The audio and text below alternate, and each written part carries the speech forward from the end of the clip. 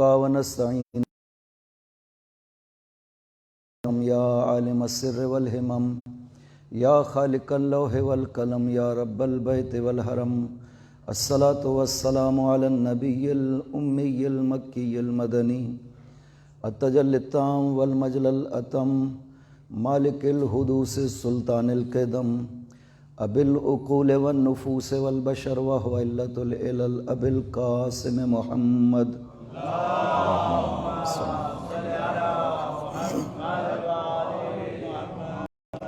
وعلى ابن عمه ووارث علمه وخليفته سيد الأولياء والوصيين أمير المؤمنين وعلى السيدة المعصومة الجليلة التي هي جوهرة القدس من الكنز الخفي بدت فابدت تاليات الأحرف أم أئمة الغر بل أم أبيها سيما بقية الله الأعظم في الأرضين روح له الفداء وارواح العالمين ولعنة الله على أعدائهم أجمعين أما بعد بسم الله الرحمن الرحيم من عمل صالحا من ذكر أو أنثى وهو مؤمن فلنحيينه حياة طيبة ولنجزينهم أجرهم بأحسن ما كانوا يعملون صلوات محمد اللهم صل على محمد وآل محمد وعجل فرجهم۔ دو مرحوموں کے ایصال ثواب کے لیے مجلس ہے۔ جناب عبد الشکور پراچا کل ہے آج ان کا، اور تقوی برادران کی والدہ گرامی کی برسی ہے۔ آپ سے گزارش ہے ان کے ایصال ثواب کے لیے ایک مرتبہ سورہ فاتحہ، 3 مرتبہ سورہ توحید کی تلاوت۔ بسم اللہ الرحمن الرحیم، الحمدللہ رب العالمین الرحمن الرحیم مالک یوم الدین ایاک نعبد و ایاک نستعین اہدنا الصراط المستقیم صراط الذین انعمت علیہم غیر المغضوب علیہم ولا الضالین۔ بسم اللہ الرحمن الرحیم قل هو اللہ احد اللہ الصمد لم یلد ولم یولد ولم یکن له کفوا احد۔ بسم اللہ الرحمن الرحیم قل هو اللہ احد اللہ الصمد لم یلد ولم یولد ولم یکن له کفوا احد۔ بسم اللہ الرحمن الرحیم قل هو اللہ احد اللہ الصمد لم یلد ولم یولد ولم یکن له کفوا احد۔ اللہم اغفر للمؤمنین والمؤمنات والمسلمین والمسلمات خصوصاً منہم المخصوصین والمخصوصات بفضلک ورحمتک یا ارحم الراحمین۔ صلوات بر محمد وآل محمد۔ اللہم صل علی محمد وآل محمد وعجل فرجہم۔ خداوند عظیم سورہ نحل میں 97 نمبر آیت میں ارشاد فرماتا ہے من عمل صالحا من ذکر او انثی وہو مؤمن، کوئی بھی عمل صالح کرے مرد و عورت اس شرط کے ساتھ کہ وہ مومن ہو، فلنحینہ حیاتا طیبہ، ہم اس دنیا میں انہیں پاکیزہ زندگی عطا کریں گے، ولنجزینہم اجرہم بأحسن ما کانوا یعملون، اور آخرت میں ان کے عمل پہ ہم بہترین اجر انہیں عطا کریں گے۔ خداوند عظیم نے قرآن کریم میں یہ وعدہ فرمایا ہے کہ 2 چیزیں میں عطا کروں گا، 2 اجر عطا کروں گا آپ کے عمل صالح کے نتیجہ میں، اور انسان کی پوری کوشش یہ ہے کہ ہر وہ کام کرے جس سے خداوند راضی ہو جائے، اور سب سے آسان کام ہے خدا کو راضی کرنا، باقی سب کام دنیا کے مشکل ہیں، آسان ترین کام ہے خدا کو راضی کرنا۔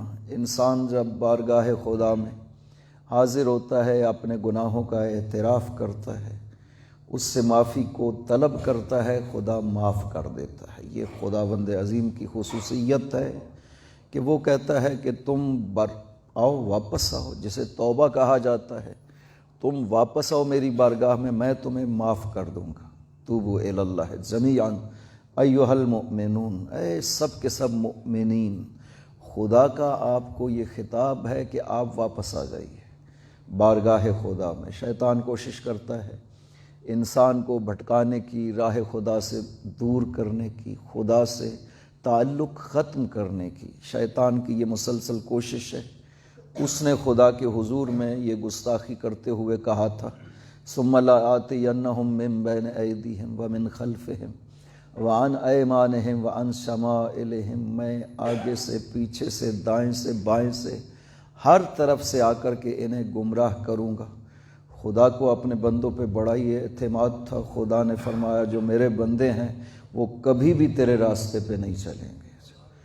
خدا کی بندگی یہ سب کے پاس ہے، سب کے گلے میں یہ خدا کی بندگی کا انعام سمجھیں، عظمت سمجھیں، شرف سمجھیں۔ انسان کے لیے بہت بڑا شرف ہے بندگی خدا کرنا۔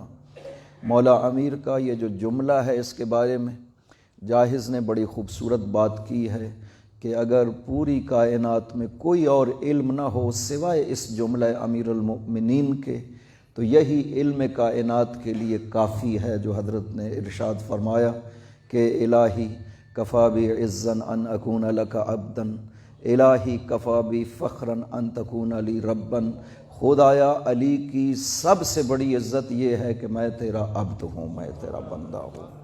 مولا علی کو خداوند عظیم نے کتنے بڑے بڑے مقام عطا کیے ہیں، ولایت عظمیٰ، امامت عظمیٰ، وزارت پاک پیغمبر کے لیے، وصایت پیغمبر اکرم کے لیے، علم الہی، قدرت الہی، کتنی بڑی بڑی خصوصیات ہیں جو خدا نے مولا امیر کو عطا کی۔ لیکن اس ایک فخر کے مقابل میں مولا علی کسی چیز کو اپنے لیے فخر نہیں سمجھتے، اپنے لیے عزت نہیں سمجھتے۔ الہی عزت علی یہ ہے کہ میں تیرا بندہ ہوں،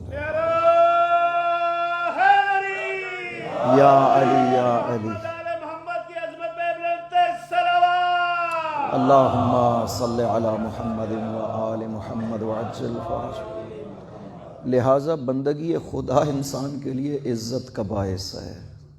خدا دیکھیں کہتا ہے کہ اقرب ما یکون العبد الی اللہ وہو ساجد، خدا کے قریبی ترین حالت جو انسان کی ہے وہ سجدہ کی حالت میں۔ جب آپ پیشانی سجدہ میں رکھتے ہیں تو آپ بہت زیادہ خداوند عظیم کے قریب ہو جاتے ہیں، اور یہی وصف خدا کو اتنا پسند ہے انسان کا کہ خدا فرماتا ہے کہ یہ نماز جو ہے معراج مومن ہے، الصلاۃ معراج المومن، یعنی سجدہ کر کے آپ اتنی عظمت پہ پہنچتے ہیں کہ خدا اسے معراج شمار کر رہا ہے انسان کا۔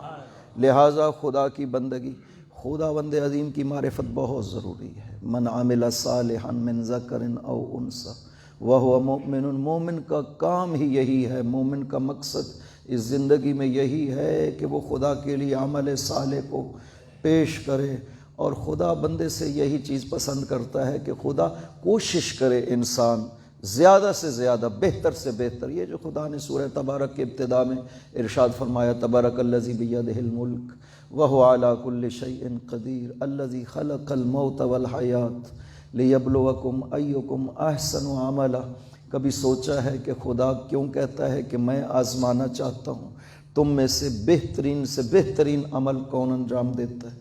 اس کا مطلب یہ ہے کہ خدا یہ چاہتا ہے کہ آپ عمل کر کے رک نہ جائیں، آج ایک عمل کیا ہے کل کوشش کریں اس سے بہتر انجام دینے کی۔ یہ نماز جو آپ روزانہ ایک جیسے پڑھتے ہیں، آپ سمجھتے ہیں کہ یہ ایک جیسی نماز ہے، کل یوم ہوا فی شان، ہر روز خدا کے ساتھ ہمارا ایک الگ تعلق ہے، ایک الگ احتیاج ہے ہمیں خداوند عظیم کی، لہٰذا ہر روز یہ نماز ہمارے لیے نئی ہے جو پڑھتے ہیں۔ یوں نہیں ہے کہ آپ کہیں کہ جناب کل 2 رکعت صبح کی پڑھی تھی وہی حمد و سورت، آج پھر وہی حمد و سورت، ظہرین اس طرح سے کل جیسے پڑھی تھی آج پھر وہ، یہ تکرار نہیں ہے۔ یہ کل یوم ہوا فی شان، ہر روز خداوند عظیم کی خدائی جاری و ساری ہے، بندے کی عبودیت اسی طرح جاری و ساری ہے بارگاہ خدا میں۔ لہٰذا یہ عظمت اور شرف خدا نے ہمیں بخشا ہے کہ اس نے ہمیں اجازت دی ہے۔ یہ جو آپ حاضر ہوتے ہیں نا بارگاہ خدا میں، اس کو یہ سمجھا کریں کہ یہ خدا کی خاص توفیق ہے، ورنہ انسان ممکن ہے پوری زندگی گزار دے اور اس کو یہ توفیق نہ ملے خدا کے حضور میں حاضر ہونے کی۔ ایک شخص سے دعا کر رہا ہے، چند دن دعا کی، دعا مستجاب نہیں ہوئی، شیطان نے ذہن میں وسوسہ ڈالا کہ خدا تیری بات کو سن نہیں رہا، اس لیے تو تیری دعا پوری نہیں کر رہا، لہٰذا چھوڑو، کیوں دعا کرتے ہو؟ اس نے بھی شیطان کے وسوسے میں آ کے دعا چھوڑ دی۔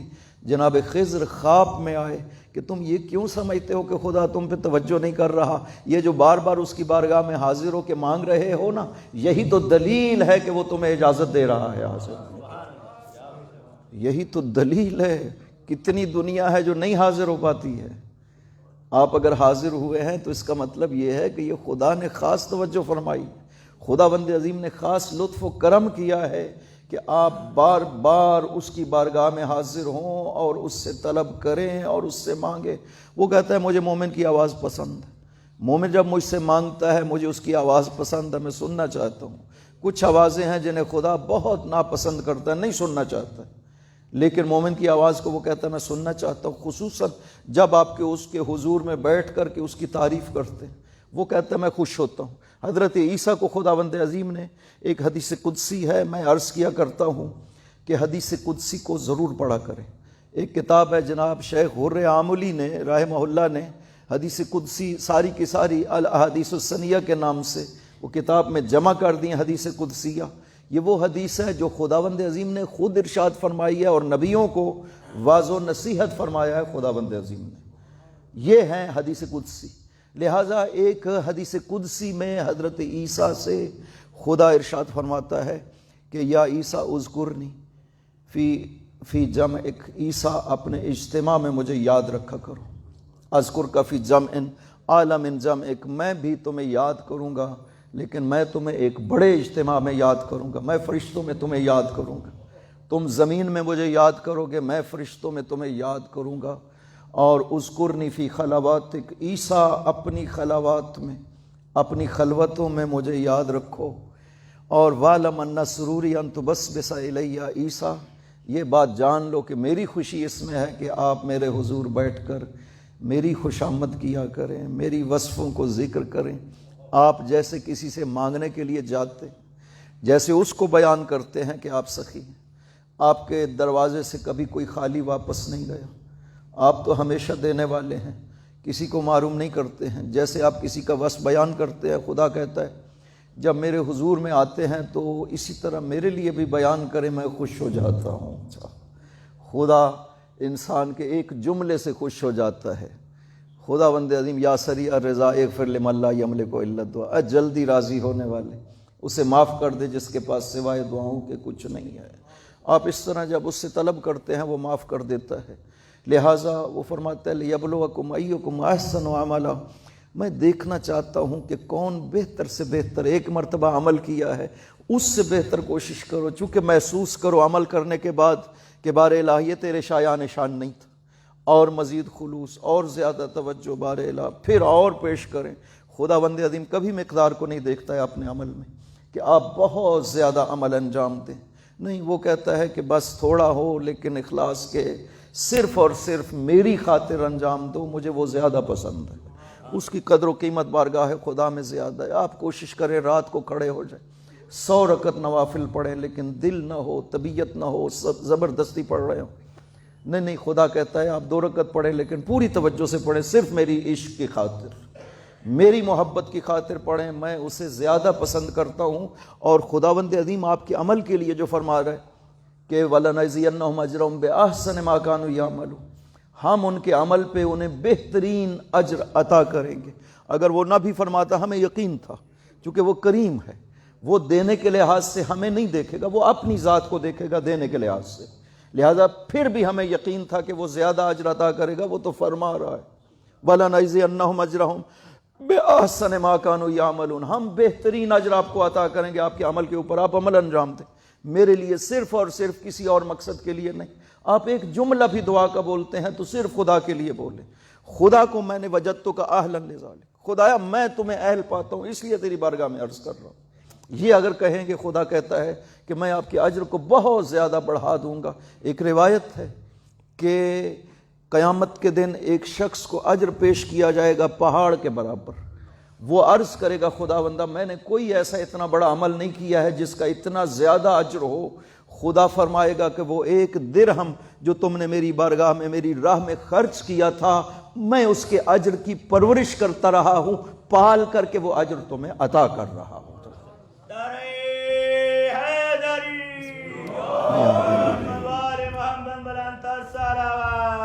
اللہم صلی علی محمد و آل محمد وعجل فرج. بار دیگر صلوات بر محمد. اللہم صلی علی محمد و آل محمد وعجل فرج. خداوند عظیم اس طرح سے عطا کرنے والا ہے، وہ شکل کو نہیں دیکھتا. ان اللہ لا ینظر الی صورکم ولکن ینظر الی قلوبکم. خدا آپ کی شکل و صورت کو نہیں دیکھتا. عمل کرنے والا کس شکل و صورت کا ہے خدا یہ نہیں دیکھتا. ینظر الی قلوبکم، وہ دیکھتا ہے کہ وہ دل جو عمل انجام دے رہا ہے اس کے دل میں میرے لیے کتنا اخلاص پایا جاتا ہے، کتنا عشق اور محبت پائی جاتی ہے میرے لیے، وہ اس کو دیکھتا ہے اور اسی کے اوپر انسان کی شخصیت کو جانچتا ہے کہ یہ شخصیت بلند ہے خدا کی بارگاہ میں یا کمتر ہے خدا کی بارگاہ میں. گناہ گار بھی ہو رد نہیں کرتا. خدا وہ واحد ہستی ہے جس کا دروازہ 24 گھنٹے کھلا رہتا ہے. کسی وقت بھی، ضروری بھی نہیں ہے کسی خاص جگہ پہ جاؤ، جہاں پہ ہو وہیں پہ بیٹھ جاؤ، اس کی بارگاہ میں عرض سلام کرو، عرض ادب کرو، گناہوں کا اعتراف کرو. وہ توجہ فرماتا ہے. قرآن میں جو کہہ رہا ہے کہ اذکرونی اذکرکم، تم میرا ذکر کرو میں تمہارا ذکر کروں گا، اس کا مطلب یہ مبالغہ تو نہیں ہے. خداوند عظیم نعوذ باللہ من ذالک جھوٹ بھی نہیں بولتا. ومن اصدق من اللہ قیلا، خدا سے زیادہ کون سچا ہو سکتا ہے. وہ جب وعدہ کر رہا ہے کہ تم میرا ذکر کرو میں تمہارا ذکر کروں گا، تو یقین کرنا چاہیے کہ جب ہم بیٹھ کر کے اس کو بلاتے ہیں، اس کا ذکر کرتے ہیں، یقیناً فرشتوں کی مجلس میں وہ بھی ہمارا ذکر کرتا ہے. اور اللہ اکبر یا رسول اللہ یا علی یا علی. اللہم صلی علی محمد و آل محمد وعجل فرجہم. لہٰذا یہ شرف ہے، انسان کو عزت بخشی ہے خداوند عظیم نے، عبودیت میں قبول کر لی. یہ بہت بڑی بات ہے کہ خدا ہمیں اپنی عبودیت میں قبول کر لی. ایک دن فرعون کے پاس شیطان بیٹھا ہوا تھا. شیطان سابقہ انبیاء کے دور میں ظاہر ہو کر کے بھی آیا کرتا تھا. فرعون کے پاس بیٹھا ہوا تھا شیطان. فرعون انگور کا خوشہ اس کے ہاتھ میں ہے، کھا رہا تھا. شیطان نے پوچھا فرعون سے کہ اس کو سونے کا بنا سکتے ہو؟ اس نے کہا نہیں میں نہیں بنا سکتا. فرعون نے پوچھا شیطان سے تم بنا سکتے ہو؟ اس نے کہا ہاں میں بنا سکتا ہوں. پڑھا اس میں خدا اور وہ خوشہ سونے کا بن گیا. فرعون نے کہا تم تو بہت باکمال ہو. اس نے کہا کہ تم بہت لعین ہو. خداوند عظیم نے اس کمال کے ساتھ بھی مجھے اپنی عبودیت میں قبول نہیں کیا ہے، اور تو ربوبیت کا دعویٰ کر رہا ہے اس کے مقابل میں. میری ذات میں اتنا کمال پایا جاتا ہے لیکن اس نے نہیں قبول کیا کہ میں اس کی عبودیت میں داخل ہو سکوں. خداوند عظیم سرکشی کو، تکبر کو ناپسند کرتا ہے، تواضع کو بہت زیادہ پسند کرتا ہے. جب جبرائیل نے آ کر کے پاک پیغمبر کو عرض کیا کہ خدا فرما رہا ہے یا رسول اللہ زمین کے سارے خزانوں کی چابیاں آپ کو دیتا ہوں، آپ کے مقام میں ذرہ برابر بھی فرق نہیں پڑے گا، قبول کریے. فرمایا نہیں یہ قبول نہیں کروں گا. ساری جنت کے خزانے سب چابیاں دیتا ہوں، نہیں قبول کروں گا. کیوں؟ کہا لأن اکون عبدا متواضعا، میں خدا کا متواضع بندہ رہنا چاہتا ہوں. پر محمد والے محمد صلوات. اللہم صلی علی محمد و آل محمد وعجل. اتنا بڑا مرتبہ ہے خدا کی بندگی. لہٰذا فرمایا کہ میرے لیے بہت بڑی عزت ہے خدا کا بندہ ہونا. کفا بی عزن ان اکون لک عبدا و کفا بی فخرا ان تکون علی ربا. خدایا علی کا بہت بڑا فخر ہے یہ کہ تو میرا رب ہے. علی کو سر بھی جھکانا پڑتا ہے تو تیرے حضور جھکانا پڑتا ہے. خدایا وجدتک اہلا للعبادہ.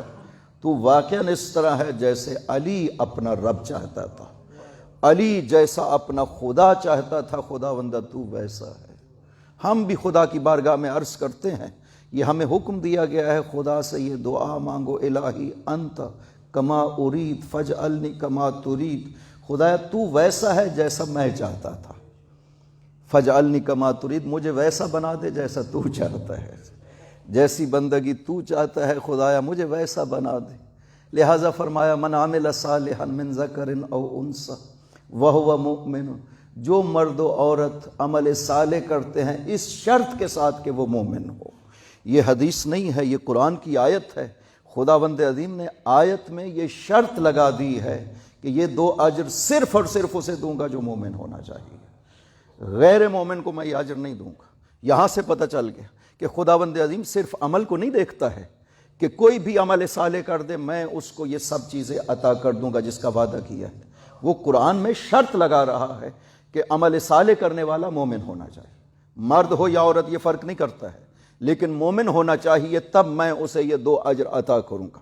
ایک دنیا میں پاکیزہ زندگی، فَلَنُحْيِيَنَّهُ حَيَاةً طَيِّبَةً، دنیا میں ہم اسے پاکیزہ زندگی عطا کریں گے۔ اس کا مطلب یہ ہے کہ یہ خدا جو خطاب فرما رہا ہے یہ زندوں کو فرما رہا ہے، جو پہلے سے دنیا میں موجود ہیں، خدا انہیں کہہ رہا ہے، ان کو نہیں کہہ رہا جو دنیا سے چلے گئے، نہ انہیں کہہ رہا ہے یہ دنیا میں موجود ہے۔ اس کا مطلب یہ ہے کہ جو زندہ دنیا میں کھا پی رہے ہیں، چل رہے ہیں، خدا اس زندگی کو کافی نہیں سمجھتا ہے۔ خدا چاہتا ہے کہ آپ کو ایک اعلیٰ ترین زندگی حاصل کرنی ہے جو صرف اور صرف عبودیت خدا سے حاصل ہوگی۔ خدا انہیں زندہ نہیں سمجھتا، جو خدا سے دور ہیں، جو خدا کی عبودیت سے خارج ہیں، خدا انہیں زندہ نہیں سمجھتا۔ خدا کہتا ہے میں تمہیں پاکیزہ زندگی عطا کروں گا۔ پاکیزہ زندگی کا کیا نمونہ ہونا چاہیے؟ ہمیں ایک تصور ہونا چاہیے۔ جب تک ایک حقیقت محسوس طریقے سے ہمارے سامنے نہ ہو ہم نہیں سمجھ سکتے۔ لہٰذا خدا نے کتنی جگہوں پہ ان حقائق کو محسوس بنا کر کے ہمیں پیش کیا تاکہ ہم سمجھ سکیں۔ حق و باطل، وہ کہتا ہے حق پہ چلنا ہے، باطل کو چھوڑنا ہے، حق کا ساتھ دینا ہے، باطل کا ساتھ نہیں دینا ہے۔ قرآن میں دعوت دیتا ہے حق کا ساتھ دینے کی، اور لیکن اب کتنی خصوصیات بیان کرتا رہے۔ الحق یعلو ولا یعلی، حق اوپر اٹھتا ہے، کوئی چیز حق پہ غالب نہیں آتی ہے، باطل وقتی ہے۔ خدا نے مثالیں دی ہیں قرآن کریم میں کہ جب ہم آسمان سے بارش نازل کرتے ہیں، فصالت اودیۃ بقدرہا فاحتمل السیل زبدا رابیہ، سیلاب چل پڑتے ہیں، وادیاں بھر جاتی ہیں۔ حق و باطل کی مثال یہ ہے کہ یہ جھاگ جو اوپر اٹھی ہوئی ہے یہ ختم ہو جاتی ہے، پانی زمین میں باقی رہ جاتا ہے۔ حق و باطل اسی طرح سے ہے، باطل ختم ہو جاتا ہے، حق باقی رہ جاتا ہے۔ خدا کہتا ہے میں اسی طرح سے حق و باطل کی مثالیں دیتا ہوں، لیکن انسان کو سمجھ نہیں آ سکتا۔ کیوں؟ اس لیے کہ باطل جب بھی آتا ہے وہ حق کا لبادہ اوڑھ کر کے آتا ہے۔ باطل اگر باطل بن کے آئے گا کوئی اس کو قبول نہیں کرے گا۔ باطل کو مانا ہی تب جاتا ہے جب وہ حق کی شکل اختیار کر کے آتا ہے۔ لہٰذا اگر ایک باطل کا امام ہے وہ امام حق بن کر کے آئے گا تبھی اسے قبول کیا جائے گا۔ امام حق کے مقابل میں اگر ایک باطل کا امام آتا ہے وہ کبھی بھی عالم کفر نہیں لے کر کے آئے گا، عالم شرک نہیں لے کر کے آئے گا، وہ عالم اسلام اٹھا کر کے آئے گا کہ میں اسلام کا امام ہوں، مجھے امام بنایا گیا ہے۔ تو کیسے پتہ چلے حق و باطل کا؟ جب تک مجسم حق نہ پیش کیا جائے یہ ہمیشہ کائنات میں شک باقی رہ سکتا ہے، حق کیا ہے، باطل کیا ہے۔ خداوند عظیم نے زبان پیغمبر سے حق کو مجسم کر کے اس لیے بیان کیا ہے تاکہ کوئی شک باقی نہ رہے۔ الحق مع علی و علی مع الحق، حق علی کے ساتھ ہے، علی حق کے ساتھ ہے، حق ادھر جاتا ہے جدھر علی جاتے ہیں۔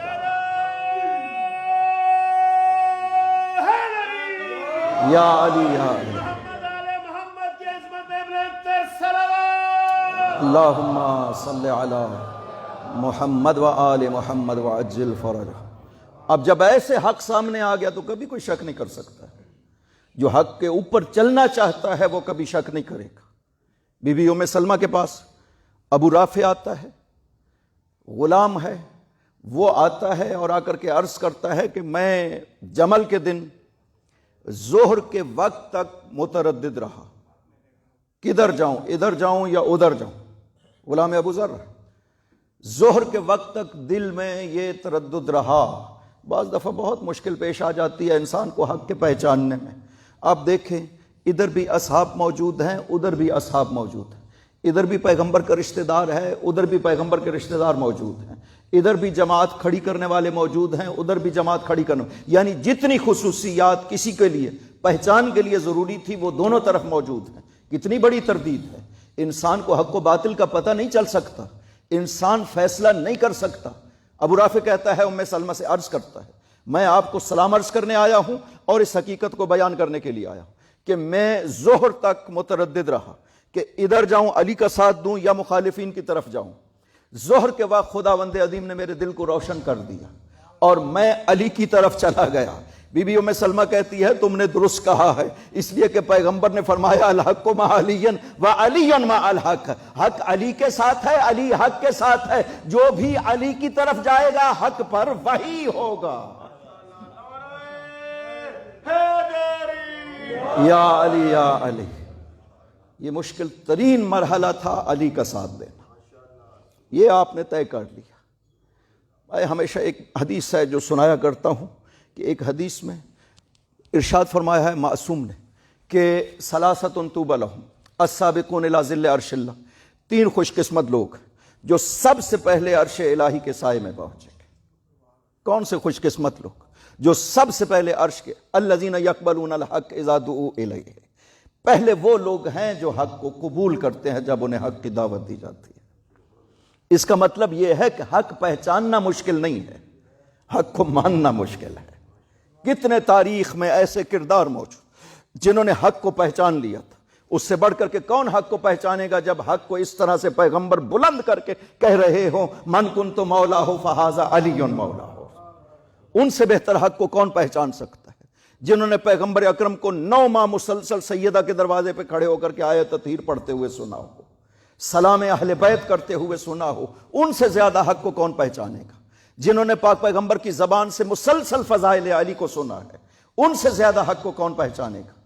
وہ فضائل پڑھے بھی گئے، پیغمبر کے سامنے خود پیغمبر نے بیان کیے، پھر بیان بھی کیے گئے دوسروں کی طرف سے۔ جناب سلمان فارسی وفات شہادت پیغمبر کے 3 دن کے بعد آ کر کے مسجد نبوی میں ایک بلند جگہ پہ کھڑے ہو جاتے، کہتے ہیں جانتے ہو میں کون؟ میں سلمان فارسی ہوں، انا صاحب رسول اللہ، میں رسول کا صحابی سلمان فارسی ہوں، آؤ مجھ سے سنو جو میں نے پیغمبر سے سنا ہے۔ یہ اس حالت میں کہ جب مدینہ کی حالت آپ کو معلوم ہے، سیدہ سلام اللہ علیہا کا کیا حال ہوا ہے مدینہ تو رسول، اس حالت میں وہاں پر کھڑے ہو کر کے مسلمانوں کے سامنے بیان کرنا کہ آؤ میں تمہیں بیان کرتا ہوں جو میں نے پیغمبر کو فرماتے ہوئے سنا ہے۔ اور اس کے بعد جب لوگ سب متوجہ ہو جاتے ہیں، سلمان کہتے ہیں کہ علی وہ ہے جس کے بارے میں پیغمبر نے یہ فرمایا ہے، علی وہ ہے جسے یہ کمال حاصل ہے، علی وہ ہے جو سب سے پہلے پیغمبر کی تصدیق کرنے والے ہیں۔ فضائل علی بیان کرنا شروع کیے۔ یہ کتنا بڑا جہاد ہے کہ انسان حق کو سمجھے، حق کو مانے اور پھر حق کو بیان کرے۔ یہ دوسری چیز ہے کہ 3 چیزیں جو بہت مشکل ہیں لیکن کرنے والا سب سے پہلے عرش الہی کے سائے میں پہنچے گا۔ پہلا، حق کو قبول کرے جب حق کی دعوت دی جائے۔ دوسرا، حق کو بیان کرے لوگوں کے لیے۔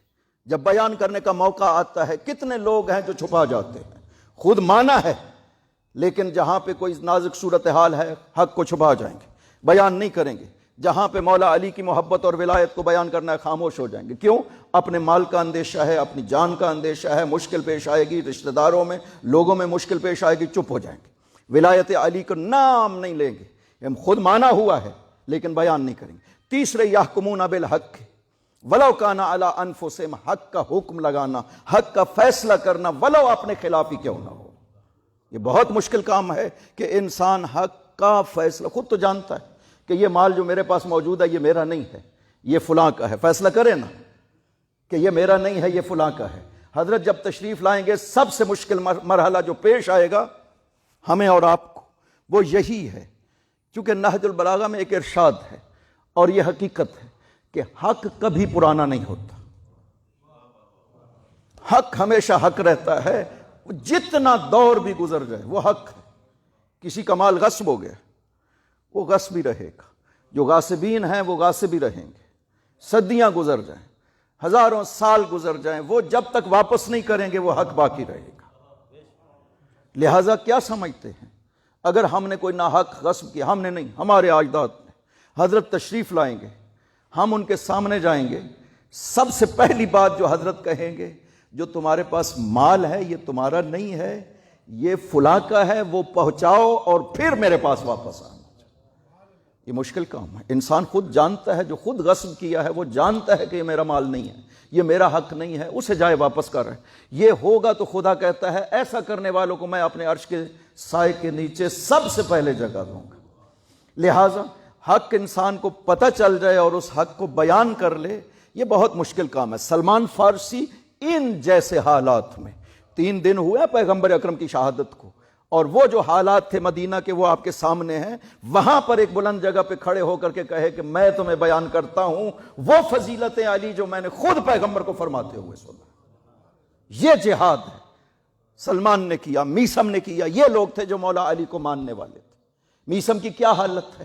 اپنے آپ کو اس جگہ پہ رکھ کے سوچیں کہ میثم کے ہاتھ بھی کاٹے گئے، پاؤں بھی کاٹے گئے، کھجور کے تنے پہ پھانسی بھی دیا گیا، لٹکایا گیا ہے۔ ابن زیاد نے چونکہ پوچھا تھا کہ میثم تجھے تیرے مولا نے کیا فرمایا، کیسے مارے جاؤ گے؟ کہا تیرے ہاتھ سے مارا جاؤں گا، میرے مولا نے فرمایا کہ میرے ہاتھ بھی کاٹو گے، پاؤں بھی کاٹو گے، میری زبان بھی کاٹو گے۔ اس نے کہا زبان نہیں کاٹوں گا، ہاتھ اور پاؤں کاٹوں گا۔ میں نہیں چاہتا کہ علی کی پیشگوئی سچ ثابت ہو۔ اس کے ہاتھ پاؤں کٹے ہوئے ہیں، لوگ کھڑے ہوئے، بیان کر رہا ہے، کہتا ہے آؤ سنو مجھ سے فضائل علی۔ یہ زبان خاموش ہو جائے گی، پھر نہیں سن سکو گے اس زبان سے۔ آؤ میں تمہیں بیان کروں علی کی فضیلت، چونکہ میثم نے خود علی کو دیکھا ہے، اس نے فضائل علی کا مشاہدہ کیا ہے، وہ بیان کر سکتا ہے۔ بیٹی نے جب دیکھ کر کے کہا کہ ماں اشد اجتہادہ کا یا ابا، بابا کتنی محنت کر رہے ہو دین کے لیے، کتنی کوشش کر رہی ہو دین کے لیے کر رہے ہو۔ کہا کہ بیٹی میرا کمال نہیں ہے، میں جو بیان کر رہا ہوں میں نے علی کو دیکھا ہے اس لیے بیان کر رہا ہوں۔ کمال ان کے ایمان میں ہے جو بعد میں آئیں گے جنہوں نے علی کو دیکھا نہیں ہوگا، پھر بھی ولایت علی پہ باقی رہنے والے۔ لہٰذا یہ انسان کے اندر ایمان اس طرح سے قوی ہو کہ حق کو بیان کر سکے، جہاں پہ حق کو بیان کرنے کی ضرورت آئے انسان بیان کر سکے، اتنا انسان کے اندر قوی ہونا چاہیے ایمان۔ سلمان بیان کر رہے ہیں، آؤ مجھ سے سنو۔ میں نے جو پیغمبر کو فرماتے ہوئے سنا ہے، فضائل علی بیان کر رہے ہیں، فضیلتیں بیان کرتے کرتے ارشاد فرماتے ہیں لو ولیتموہا علی، اگر تم علی کو ولی مان لیتے تو آسمان سے بھی نعمتیں نازل ہوتی، زمین سے بھی نعمتیں ابل پڑتی۔ علی ولی سے گریزہ نہ ہو خدا کے لیے، علی تو قوت بازو ہے مصطفیٰ کے لیے۔ ماشاءاللہ یا علی یا علی، اللہم صلی علی محمد و آل محمد وعجل فرجہم۔ لہٰذا انسان اگر اس طرح سے خدا یہ شرف عطا کرے، اس سے بڑا شرف انسان کے لیے کوئی نہیں ہے۔ بندگی خدا کرے، ولایت مرتضیٰ انسان کے دل میں ہو اور ولایت لوگوں کو بیان کرے، اس سے بڑا شرف اور کیا ہو سکتا ہے؟ انسان خدا کی بارگاہ میں کتنا اس کا مقام بلند ہو جائے گا۔ کیا سلمان منا اہل البیت کیوں کہا گیا ہے؟ زیادہ نمازوں کی وجہ سے، زیادہ روزوں کی وجہ سے؟ یہ منزلت سلمان کو کس لیے حاصل ہوئی ہے؟ یہ اخلاص محبت علی کے نجدیہ میں حاصل ہوا ہے۔ ابن عباس نے خواب میں دیکھا تھا جناب سلمان کو وفات کے بعد، جب دنیا سے چلے گئے۔ آپ جانتے ہیں کہ جناب سلمان کا جنازہ مولا علی نے پڑھایا۔ سلمان تھا مدائن میں، مولا علی کوفہ میں تھے۔ زازان نے آخری وقت جب پوچھا نا سلمان سے کہ اے صحابی رسول خدا، کفن و دفن کے حوالے سے بتائیے، جنازہ کے حوالے سے وصیت کریے، کون پڑھائے گا؟ فرمایا میرا جنازہ وہی پڑھائے گا جس نے رسول کا پڑھایا۔ کہا وہ مدینہ، وہ مدائن میں ہے، وہ کوفہ میں ہے، آپ مدائن میں ہے۔ کہا جب میں دنیا سے چلا جاؤں گا وہ خود تشریف لے آئیں گے۔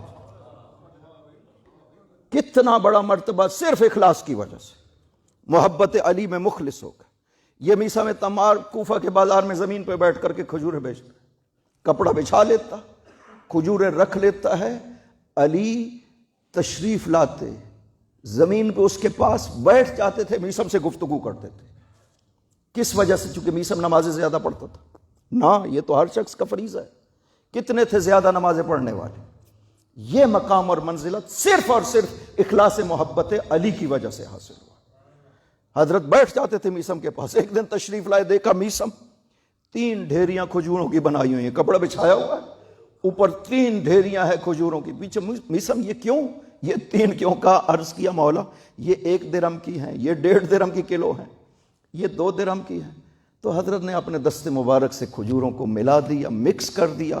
کہا میثم تم انسانوں کے بیچ میں فرقہ بندی نہ کرو، تم سب انسانوں کو برابر دو۔ یوں نہیں ہے کہ یہ غریبوں کے لیے ہے، یہ امیروں کے لیے ہے، نہیں، سب کو برابر بیچو۔ میثم علی اس طرح سے تھے، زید ابن سوحان کے گھر چلے گئے، بیمار ہوا، عیادت کے لیے جب تشریف لے گئے تو اس نے دل میں سوچا کہ میرے جیسا کون ہے، علی میری عیادت کے لیے میرے گھر تشریف لائے ہیں۔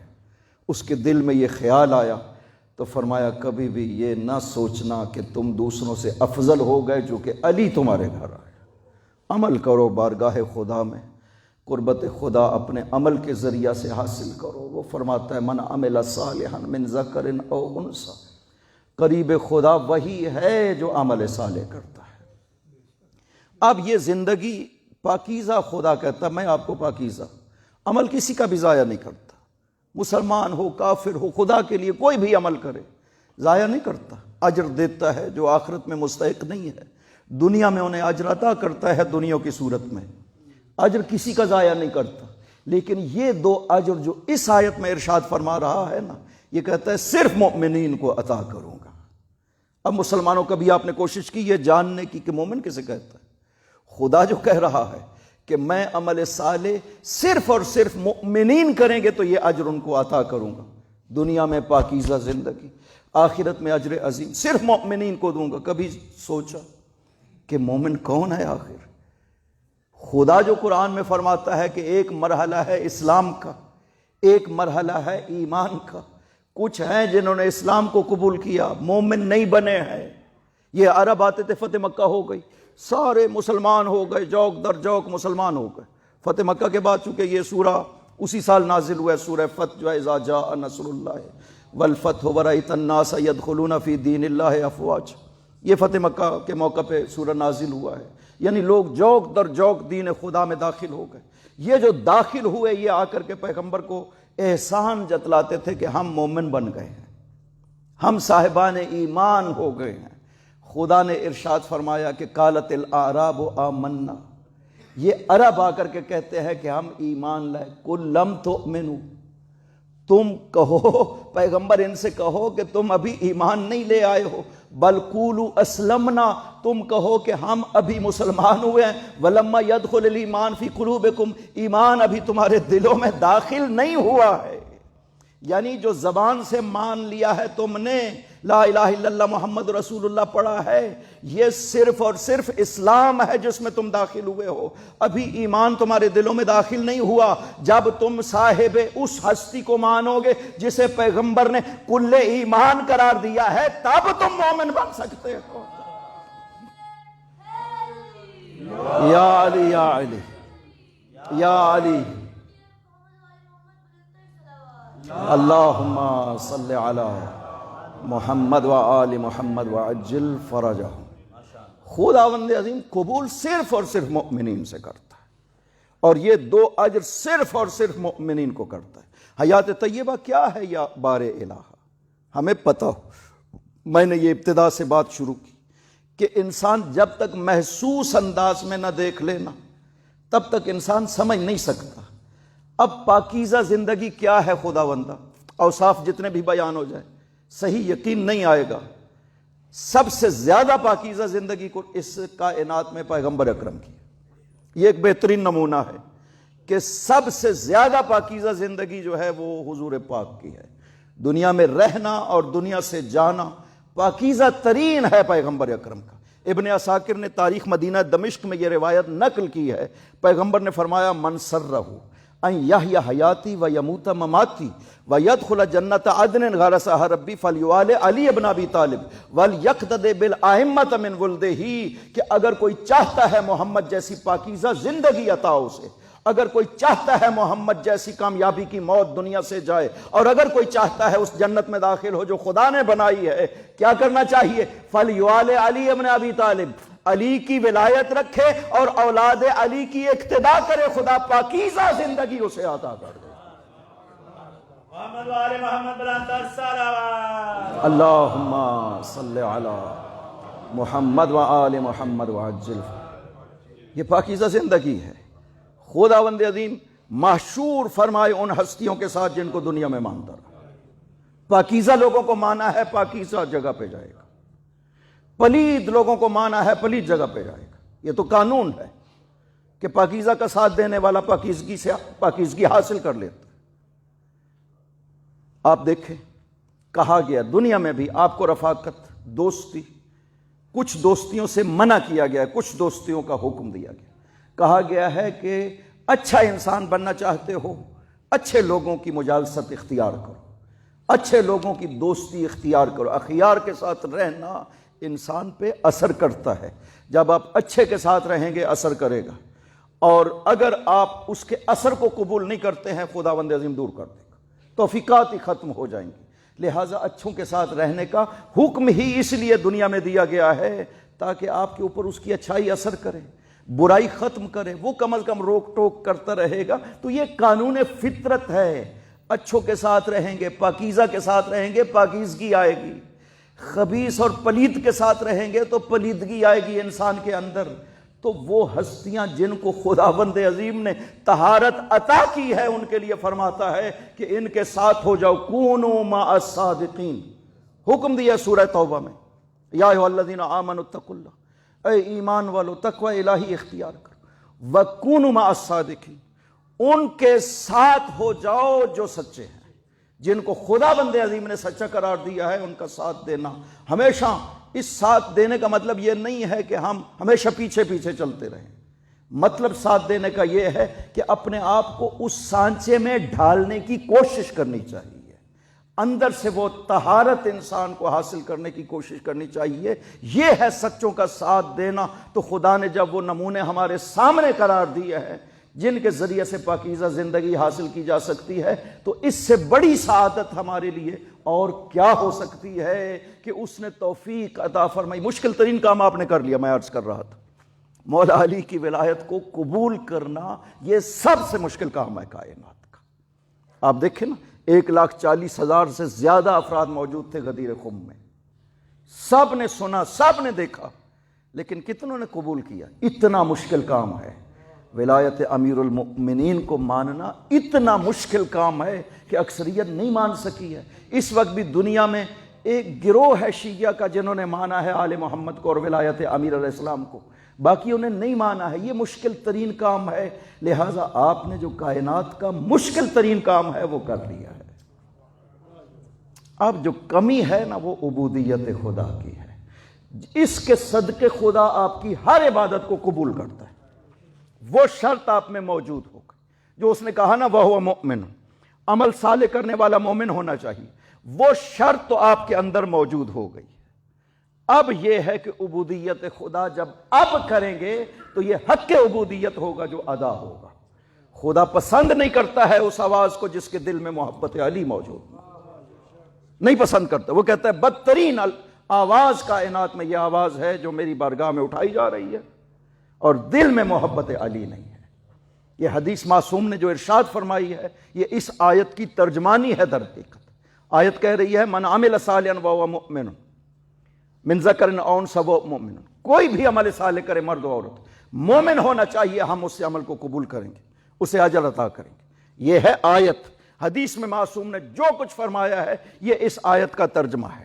حضرت نے فرمایا من عبد اللہ بین الصفا والمروہ الف سنۃ، اگر کوئی شخص صفا و مروہ میں 1000 سال خدا کی عبادت کرے، پھر صفا و مروہ میں 1000 سال عبادت کرے، پھر صفا و مروہ کے درمیان میں 1000 سال خدا کی عبادت کرے، ثم لقی اللہ بغیر ولایتنا اہل البیت، پھر ان 3000 سال کی عبادتوں کے ساتھ خدا سے ملاقات کرتا ہے اور اس کا دل ولایت آل محمد سے خالی ہے، اکبہ اللہ ولا من خریہ فی النار، خدا اسے منہ کے بل جہنم میں ڈالے گا۔ محمد وآل محمد صلوات، اللہم صلی علی محمد وآل محمد وعجل فرج۔ یہ ساری عبادتیں عظیم ترین عبادتیں ہیں، وقت کے لحاظ سے 3000 سال خدا ذرہ برابر بھی اجر نہیں دے گا، بلکہ منہ کے بل جہنم میں ڈالے گا، چونکہ وہ جو شرط قرآن میں قرار دی ہے وَهُوَ مُؤْمِنٌ، آپ نے اس شرط کا خیال ہی نہیں کیا، پرواہ ہی نہیں کی ہے کوئی بھی عبادت بارگاہ خدا میں۔ معصوم ارشاد فرماتا ہے اذا عرفتم فاعملوا ما شئتم، جب تم نے ہماری ولایت کی معرفت حاصل کر لی ہے پھر کوئی سا عمل کرو خدا اسے قبول کرے گا، بڑے سے بڑا عمل وہ بھی قبول کرے گا، چھوٹے سے چھوٹا عمل ولایت امیر چونکہ وہ شرط بنیادی جو کسی عمل کو ارزش عطا کرتی ہے، قدر و قیمت عطا کرتی ہے، وہ آپ میں پائی جاتی ہے۔ لہٰذا خداوند عظیم سے بہت آسان ہے جب ہم ان ہستیوں کا واسطہ دے کر کے اسے عرض کرتے ہیں، وہ قبول کر لیتا ہے۔ حضرت یہ نبیوں نے واسطہ دیا، نبیوں کے لیے واسطہ قرار پایا آل محمد۔ ایک یہودی ایک دن آیا پیغمبر اکرم کے سامنے بیٹھ کر کے حضرت کو بڑے غور سے دیکھ رہا تھا۔ حضرت نے پوچھا یہودی کیوں دیکھ رہے ہو؟ کہا میں یہ دیکھ رہا ہوں کہ آپ کو کیا فضیلت حاصل ہے موسیٰ پہ اور عیسیٰ پہ۔ موسیٰ وہ تھا جو خدا سے کلام کرتا ہے، موسیٰ وہ تھا جس کے اوپر بادل سایہ کرتا تھا، آپ میں یہ کیا خصوصیت؟ عیسیٰ مردوں کو زندہ کرتا تھا۔ یہ باتیں جب کی تو حضرت نے ارشاد فرمایا دیکھو یہودی، اپنی تعریف کرنا اچھی بات نہیں ہے، لیکن میں تمہیں بتاتا ہوں کہ آدم جب ترک اولا کرتا ہے خدا کی بارگاہ میں، تو جب تک آدم نے خدا کو میرا اور میری آل کا واسطہ نہ دیا، خدا نے اسے معاف نہ کیا۔ نوح کی کشتی جب بھنور میں پھنستی ہے، جب تک نوح نے خدا کو میرا اور میری آل کا واسطہ نہ دیا، اس کی کشتی کو نجات نہیں ملتی ہے۔ ابراہیم کو جب آگ میں پھینکا جا رہا تھا، جب تک ابراہیم نے خدا کو میرا اور میری آل کا واسطہ نہ دیا، خدا نے آگ کو گلزار نہ بنایا ابراہیم کے لیے۔ اور موسیٰ اور یہودی سنو، آج اگر موسیٰ آ جائے اور میری رسالت کا انکار نہ کرے، کلیم ہونا ذرہ برابر بھی اسے فائدہ نہیں دے گا۔ یا علی یا علی محمد آل محمد کی عظمت میں بلند تر صلوات۔ اللہم صلی علی محمد و آل محمد وعجل فرج۔ اور آخری جملہ جو ارشاد فرمایا یہودی سنو، عیسیٰ آسمان سے جب اتریں گے نا، آخر زمان ہوگا تو آسمان سے اتر کر کے عیسیٰ میرے بیٹے مہدی کے پیچھے نماز پڑھنے والے۔ قائم آل محمد بلند تر صلوات۔ اللہم صلی علی محمد و آل محمد وعجل فرجہم۔ لہذا یہ وہ فخر ہے خداوند عظیم نے جو ہمیں عطا کیا۔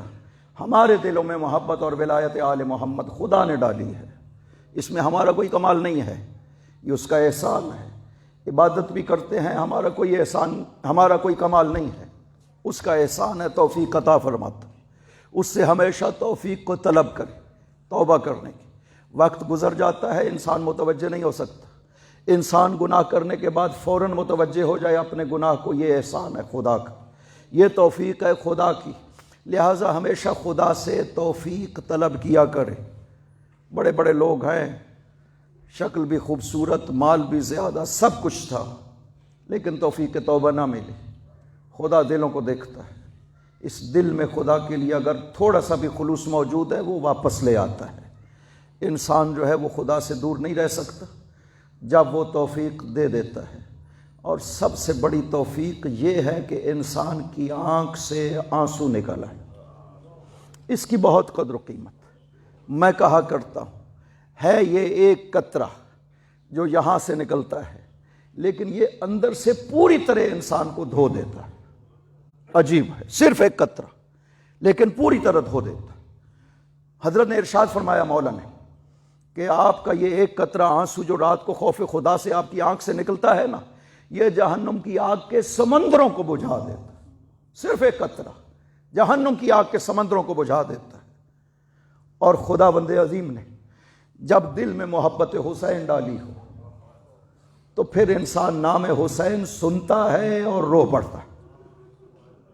ان للحسین حرارتا فی قلوب المؤمنین، یہ ایمان کی علامت ہے کہ نام حسین سنتے ہی انسان رو پڑے۔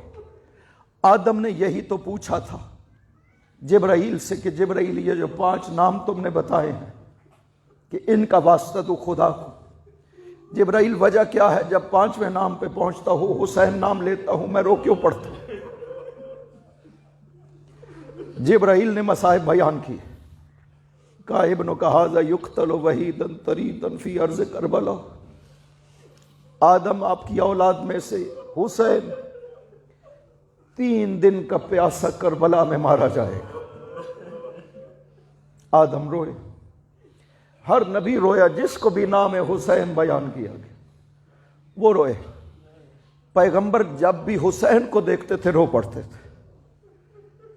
علی سے فرماتے تھے علی خذ الحسین، جب حسین آتے تھے علی سے فرماتے تھے علی خذ الحسین، علی حسین کو پکڑو۔ مولا پکڑتے، پیغمبر بوسے لینا شروع کرتے، سارے جسم کے بوسے لیتے۔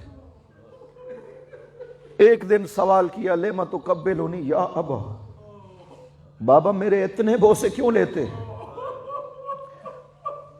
فرمایا اقبل مواضع السیوف، بیٹا حسین میں تلواروں کی جگہ کو چومتا ہوں، اس بدن پہ اتنی تلواریں لگیں گی کہ کوئی جگہ خالی نہیں بچے گی۔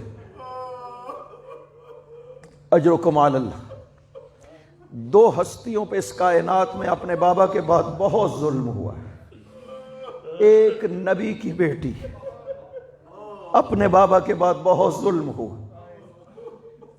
گزشتہ پورا مہینہ آپ ذکر سیدہ سنتے رہے،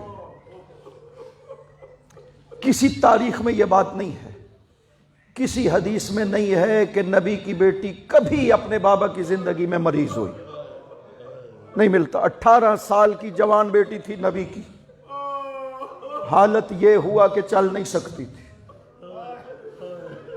ایک دن کہا یا علی میں اپنے بابا کی قبر کو دیکھنا چاہتی ہوں، بابا کی مٹی کی خوشبو سونگھنا چاہتی ہوں۔ علی لے کر کے چلے، جنہوں نے گھر دیکھا ہے نا بی بی کا اور قبر پیغمبر کا زیادہ فاصلہ نہیں ہے، علی جب لے کر کے چلے نہ 2 مرتبہ راستے میں بیٹھی، علی میں چل نہیں سکتی ہوں۔ اور نبی کی جوان بیٹی کے ساتھ کتنے ظلم کیے مسلمانوں تم نے، کہ یہ کہتی رہی بابا صبت علیہ مصائب، بابا بڑی مصیبتیں آئی، لو انہا صبت علی الایام سرنا لیالیا، بابا اگر یہ دنوں میں آتی تو سیاہ راتوں میں بدل جاتے۔ اجرکم علی اللہ۔ ایک وہ ہستی ہے جس پہ اپنے بابا کے بعد بہت ظلم ہوا ہے، کربلا میں حسین کی 3 سال کی بیٹی سکینہ، بہت زیادہ ظلم ہوئے حسین کے بعد۔ حسین کی زندگی میں ہمیشہ سینہ حسین پہ رہتی تھی، خود فرماتے تھے حسین کو وہ گھر اچھا نہیں لگتا جس میں سکینہ نہ ہو۔ اتنی محبت تھی حسین کو سکینہ سے، ہر وقت سینے سے لگائے رہتے تھے حسین۔ آخری وقت جب خیام سے نکلے نا حسین، گھوڑے پہ سوار ہوئے، ایک مرتبہ گھوڑا رک گیا، چلتا نہیں ہے۔ آپ نے فرمایا او میرے گھوڑے، یہ حسین کی آخری سواری ہے، ایک مرتبہ میدان تک پہنچا دو، پھر حسین کبھی تم پہ سوار نہیں ہوگا۔ گھوڑے نے سر سے پاؤں کی طرف اشارہ کیا، دیکھا سکینہ نے گھوڑے کے پاؤں کو پکڑا ہوا ہے۔ حسین نے پوچھا بیٹی سکینہ آپ نے اجازت دے دی تھی؟ کہا بابا ایک مرتبہ زمین پہ تشریف لے آئی۔ حسین زمین تشریف لائے زین سے۔ بیٹی نے کہا بابا ایک مرتبہ بیٹھ جائیے۔ حسین زمین پر بیٹھے، سکینہ کو اپنی گود میں لیا نہ جانا، تو 2 باتیں سکینہ نے کہی، پتہ نہیں حسین نے کیسے برداشت کی۔ پہلے جملے میں یہ عرض کیا بابا مجھے بہت پیاس لگی، بابا پیاس اب مجھ سے برداشت نہیں ہوتی، بابا آپ تو امام ہیں نا، پانی کو حکم دے زمین سے باہر آ جا میں پی لوں۔ کہا بیٹی میں پانی کو حکم دوں گا، باہر آ جائے گا، لیکن یاد رکھنا آج اگر تم نے پانی پی لیا قیامت کے دن تیرے نانا کی امت پیاسی رہ جائے۔ ہاتھوں کو باندھ کے کہا بابا مجھے پانی نہیں چاہیے، میرے نانا کی امت پیاسی نہ رہ جائے۔ اجرکم علی اللہ۔ اس کے بعد سکینہ نے ایک دوسرا سوال کیا حسین سے، بابا میں صبح سے اب تک دیکھ رہی ہوں جو بھی گیا ہے وہ واپس نہیں آیا، بابا مجھے بھی پتا ہے آپ چلے جائیں گے، آپ واپس نہیں آئیں گے، بابا ایک مرتبہ مجھے ویسا پیار کرے نا جیسے یتیموں سے کیا کرتے ہیں۔ حسین نے سکینہ کے بوسے لینا شروع کیے، سکینہ نے چیخیں مار کر کے رونا شروع کیا۔ حسین نے کہا او میری سکینہ اپنے گریہ سے میرے جگر کو چھلنی نہ کرو، اس لیے کہ میرے بعد تمہیں بہت رونا ہے۔ اجرکم علی اللہ۔ جب حسین رخصت ہو رہے، سکینہ اتنی پیاسی تھی، اور لیکن جب ذوالجناح خیموں میں واپس آیا تو سب سے پہلے جس نے جا کر کے ذوالجناح کے گلوں میں بازو ڈالے ہیں وہ حسین کی بیٹی سکینہ تھی، لیکن اپنی پیاس بھول کر ذوالجناح سے ایک ہی سوال کیا، اور میرے بابا کے گھوڑے مجھے بتاؤ میرے بابا کو پیاسا مارا گیا یا پانی پلایا گیا؟ وَسَيَعْلَمُ الَّذِينَ ظَلَمُوا أَيَّ مُنْقَلَبٍ يَنْقَلِبُونَ۔ بار الہ صدقہ محمد و آل محمد ہماری ان عبادتوں کو منظور و مقبول فرما۔ ان اس مجلس کو اور ذکر مقدس کو اپنی بارگاہ میں منظور و مقبول فرما۔ والدہ علی ذوالقرنین تقوی اور سید علی حسنین تقوی، ان کی والدہ کی برسی تھی، بار الہا ان کو اور جناب عبدالشکور پراچا مرحوم ان کی مغفرت فرما، اور ذکر مقدس مجلس آنسو حضور مؤمنین سب کا ثواب ان دونوں مرحوموں کی روح کو بخش دے۔ خداوندہ سید الشہداء کا واسطہ اور بی بی پاک کا واسطہ ہے، ان کے گناہوں کو معاف فرما، ان کو جوار معصومین میں جگہ عطا فرما، ان کے پسماندگان کو صبر جزیل عطا فرما، ان کے گھروں پہ اپنی رحمت برکت نازل فرما۔ خداوندہ حاضرین کے مرحومین کی مغفرت فرما، جو بیمار ہیں ان کو شفائے کامل و عاجل عطا فرما۔ بار الہا ہمارے مولا و آقا کے ظہور میں تعجیل فرما، ان کے قلب مقدس کو ہم سے راضی و خوشنود فرما۔ یہ ذکر مقدس جیسے جاری و ساری ہے تا ظہور امام زمان اسی طرح جاری و ساری رہے، بے فضل کا و رحمت کا یا ارحم الراحمین۔ صلوات ورنہ